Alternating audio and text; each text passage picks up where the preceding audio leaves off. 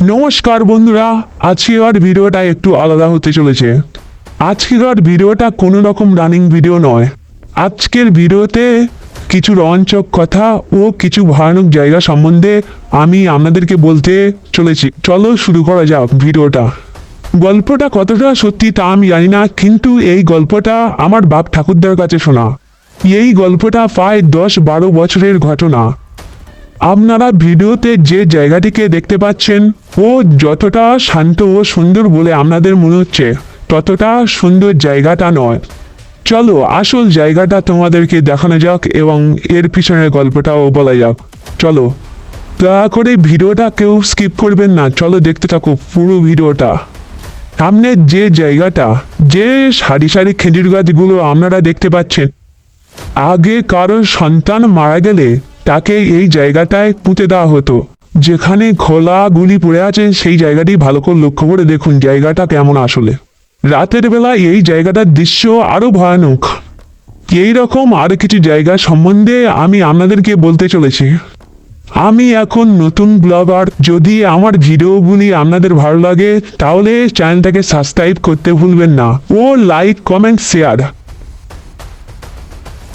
আমার সামনে যে বাজওয়ানটা দেখতে পাচ্ছেন, এটাও যতটা সুন্দর ও শান্ত মনে হচ্ছে ততটা সুন্দর ও শান্ত নয় জায়গাটা। এর পিছনে একটা বড় কাহিনী আছে। এখানে থাকা আশেপাশে লোকেদের মুখে শোনা যে রাত 12টার পরে এখানে কিছু ভয়ানক শব্দ শোনা যায়, যেমন বাঁশ কাটার শব্দ, খোঁটা মারার শব্দ, এরকমই বিভিন্ন শব্দ শোনা যায়। রাতের বেলা জায়গাটাকে ভালোভাবে না দেখলে বুঝতেই পারবেন না যে জায়গাটা কতটা ভয়ানক।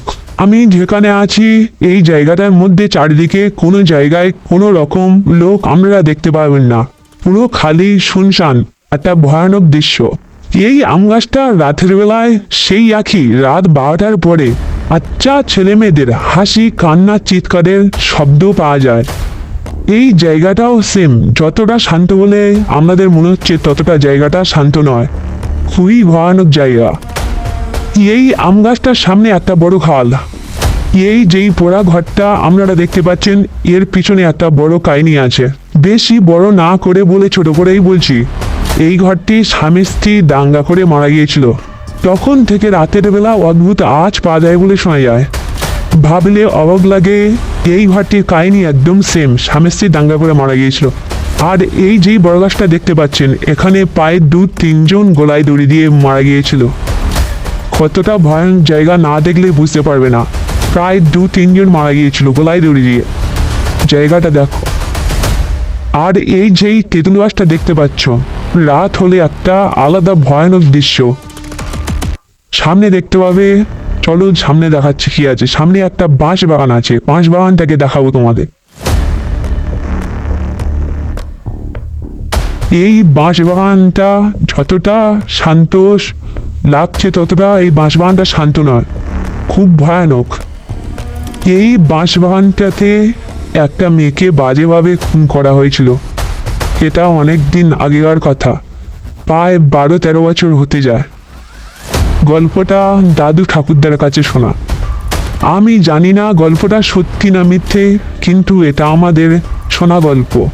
গল্পটা মিথ্যে ভাবলেই ভুল, গল্পটা প্রায় 100% সত্যি ভাবলেও চলে। এই জায়গাগুলো আসলেই ভয়ানক জায়গা। আর যদি এই ভিডিওগুলো আপনাদের ভালো লেগে থাকে তাহলে চ্যানেলটাকে সাবস্ক্রাইব করতে ভুলবেন না। আশা করি দেখা হচ্ছে পরের ব্লগে। নমস্কার সবাইকে, দেখা হচ্ছে পরের ব্লগে। বাই।